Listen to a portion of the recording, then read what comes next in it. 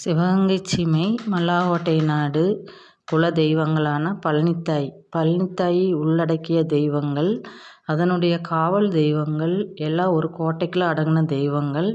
அந்த தெய்வங்களுடைய சக்தி, அது செய்த நன்மைகள் எல்லாம் ஒவ்வொன்றா நம்ம பார்க்க போகிறோம்.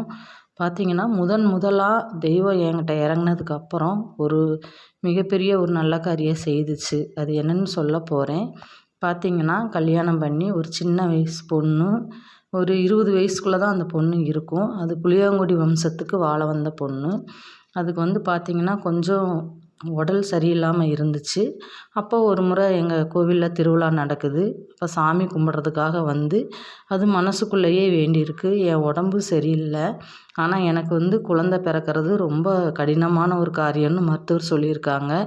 உன்னை நம்பி நான் வந்திருக்கேன், எனக்கு கண்டிப்பாக இதை நீ நிறைவேற்றி தரணும்னு அதுவாக கும்பிட்டுருக்கு.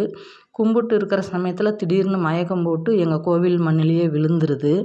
விழுந்ததுக்கப்புறம் நானும் அப்போ கூட இருக்கேன். நாங்கள் தூக்கி விட்டுறோம். தூக்கி விட்டோன்னே அந்த பொண்ணு எழுந்து சாமியெல்லாம் கும்பிட்டு வீட்டுக்கு போயிடுது.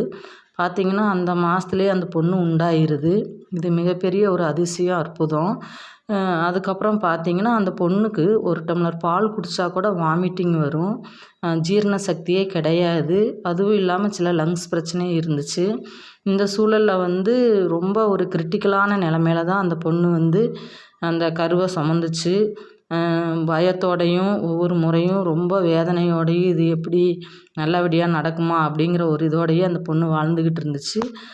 திரும்பவும் எங்கள் கோவிலுக்கு எல்லாம் நல்ல முறையாக சாமியெல்லாம் கும்பிடுச்சு.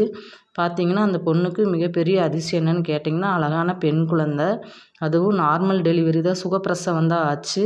அது நடந்து முடிஞ்ச உடனே அந்த பொண்ணு கோவிலில் நல்லா வேண்டி விரும்பி கும்பிட்டு முதல் முடி காணிக்க கொடுத்தாங்க. இது ஒரு எங்கள் தெய்வங்கள் செய்த முதல் அதிசயம்னு கூட சொல்லலாம். மருத்துவர் கைவிட்ட போதிலும் எங்கள் பழனித்தாய் அதுக்கு ஒரு மிகப்பெரிய சக்தியாக கூட துணையாக நின்று இந்த காரியத்தை நடத்துச்சு. இது மாதிரி ஒவ்வொரு விஷயங்களும் எங்களுடைய வாழ்க்கையில் பழனித்தாய் நடத்திட்டு வருது. இந்த ஒவ்வொரு அதிசயங்களையும் நாங்கள் ஒவ்வொரு வீடியோலையும் நாங்கள் சொல்லணும்னு தான் முடிவு பண்ணி இருக்கிறோம். பார்த்திங்கன்னா அடுத்து ஒவ்வொரு முறையும் இந்த ஜக்கமாங்கிற சக்தி எங்கள் கூட தினம் அனுதினமும் என்ன நடக்க போகுது, அடுத்து என்ன பண்ணலாம், என்ன செய்யலாம் அப்படின்ட்டு ஒவ்வொன்றா செய்துக்கிட்டே வருது.